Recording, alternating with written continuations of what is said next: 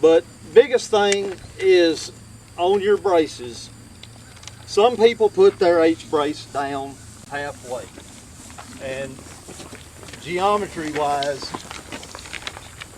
you're pulling the top of this post. So I like to keep them, whatever wire I'm pulling, whether it's a high tensile wire, a woven wire, even electric tape, which electric tape you don't have to get this carried away. But regardless, at your end, when you put your brace wire in, it needs to go to the bottom of which way you're pulling your wire. So you're basically pushing both of these posts that way to take up for the wire actually pulling back this way. I use wood twisters. That's a treated board. You can use rebar, you can use cedar limb, doesn't matter. They do need, whatever it is, it does need to last. And this board will last just as long as it's treated post. But when you twist this, a lot of people will twist so far that they actually are pushing this post too far out of line.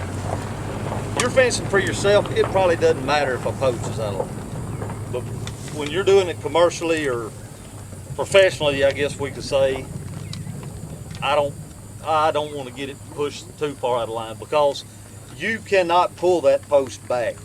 If you pull that post back this way, your post isn't deep enough from the beginning. On a high tensile fence, a single brace, I am not a fan of a single brace whatsoever. Like on a net wire fence, I would much rather have a double brace, whether it's a short pull, a long pull, either one. And the reason I say that, if you'll look at it like a woven wire, if you'll look at this wire, each stay in it has got a small crease in it, just a little bend in it. And what that does is when you pull this wire, that little bit of bend, you're stretching it out. So it's constantly trying to pull itself back to that bend, which helps keep your wire tight.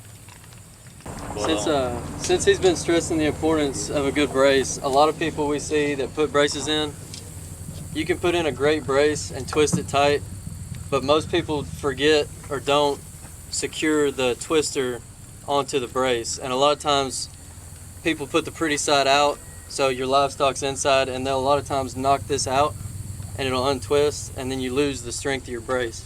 And that's why a lot of times your wire will get loose.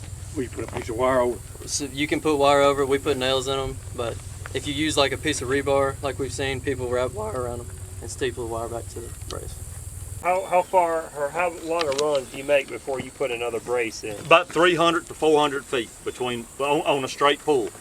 That's a whole roll of wire then. Yes, sir. About Roughly. every time a roll of wire breaks. Okay, so you don't put a brace in between the middle? No, sir.